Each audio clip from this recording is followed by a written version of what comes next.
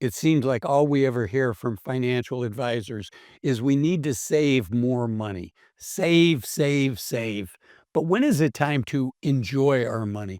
Do we have to wait until we're retired? That's what I want to talk about in this video is when is it time to stop saving money and do something else instead that I think is every bit as important and likely more important. So let's jump in. If you look at well-written articles like this one from Fidelity that talks about how much you need to save for retirement, and they show you these charts by age and say, "You need to save this much." If you look at those charts, it's very easy to get frustrated. Let's go through it really quickly. At 30 years old, Fidelity says, in order to be financially independent by the time you retire, by 30, you should have saved 1 times your salary. By 35, 2 times. By 40, 3 times. By 45, 4 times. By 50, 6 times. So if you're making $100,000 a year, Fidelity would say by the time you're 50, you should have 6 times your money saved. By 55, 7 times. Then 8 times by 60. And then finally, by age 67, we should have 10 times the amount of money that we're earning. So if you're making 100,000 a year, Fidelity would say you need to have $1,000,000 saved to have a comfortable retirement. And how long does it actually take to save $1,000,000? Let's say you can save $10,000 a year. Let's say you get 7% a year return on that money. You're not going to get that in the bank. You're going to get that in a portfolio of stocks and bonds. But even if you can do that, to save that, this chart here shows how that money would grow. It's going to take you almost 8 years to save your first 100,000, another 5 years to save the next 100,000. And if you add up all of this to get to $1,000,000, it's going to take a little over 30 years.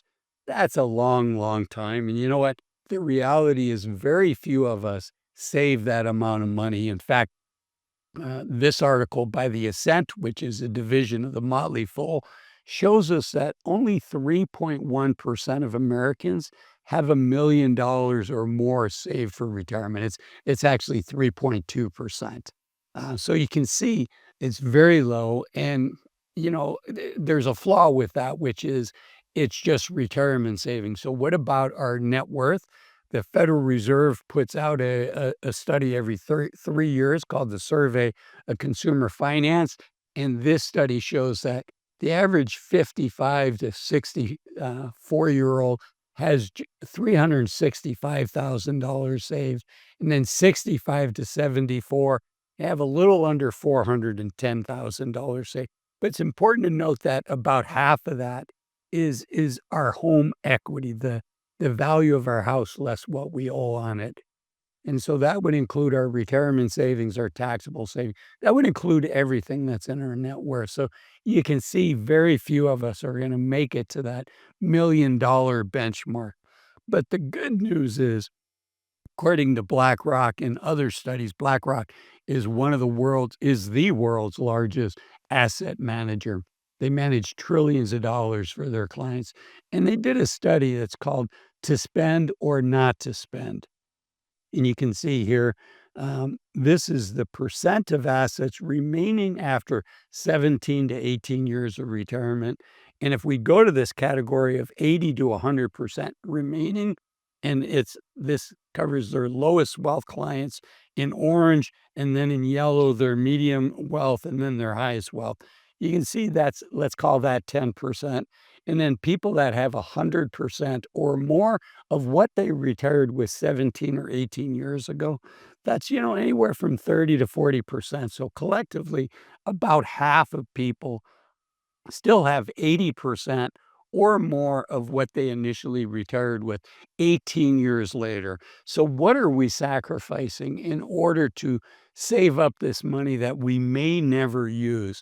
Having a financial plan allows you to test things out and see what the likelihood is of spending that money. I would argue, yes, it's nice to have that big of a buffer when we're 18 years into retirement, But it also comes at a cost, and the cost is we've spent this energy, we've spent these years working, we've spent this effort saving, and we wanna make sure that we're enjoying that.